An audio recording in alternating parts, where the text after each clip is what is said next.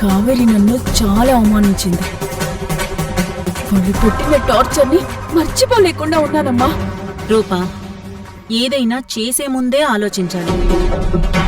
చేసేసిన తర్వాత దాని ఫలితం ఏదైనా దాని గురించి ఆలోచించకూడదు.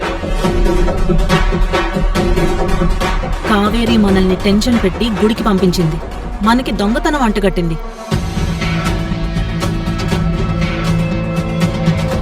నేను తనకి అంతకంటే పెద్ద శిక్షే వేశాను. వాళ్ళు జీవితాంతం భువనని కలవకుండా చేశాను. ఇప్పుడు భువనకి కానీ అంకితకి కానీ మనం ఎంత చెప్తే అంత. అది కాదమ్మా, ఇలా ఎంతకాలం? కొంతకాలమే. త్వరలోనే ఆ భువనని కూడా లేపేద్దాం.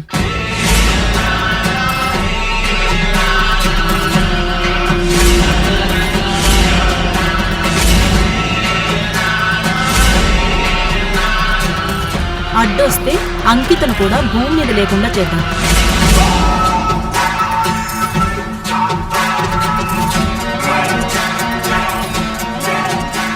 అప్పుడు ఈ ఆస్తి మొత్తానికి వారసురాలివి నువ్వే.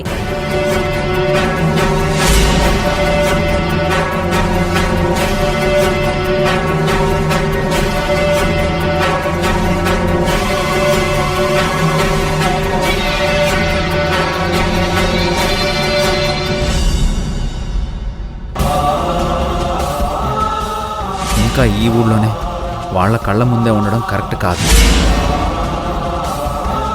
బెంగళూరులో నా ఫ్రెండ్ ఒకడు ఉన్నాడు, మనం వాడి దగ్గరికి వెళ్దాం. వాడు నాకు మంచి జాబ్ చూసి పెడతానన్నాడు.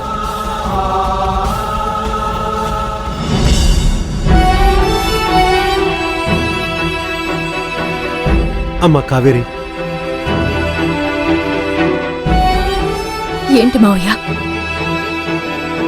ఎలా ఉన్నావో చూసెళ్ళడానికి వచ్చారా? ఎవరు నిజం చెప్తున్నారు, ఎవరు అబద్ధం చెప్తున్నారు ఇప్పటికి నాకు అర్థమైందమ్మా. నన్ను క్షమించమ్మా. నా భార్యని కూతుర్ని నమ్మి నేనే పొరపాటు చేశాను. ఇప్పుడేమనుకున్నా లాభం లేదు, అంతా అయిపోయింది. అర్జున్ బాబు ఇంకో గంటలో బెంగళూరు వెళ్దామని చెప్పారు. మా ఫ్లైట్ కి టైం అవుతుంది.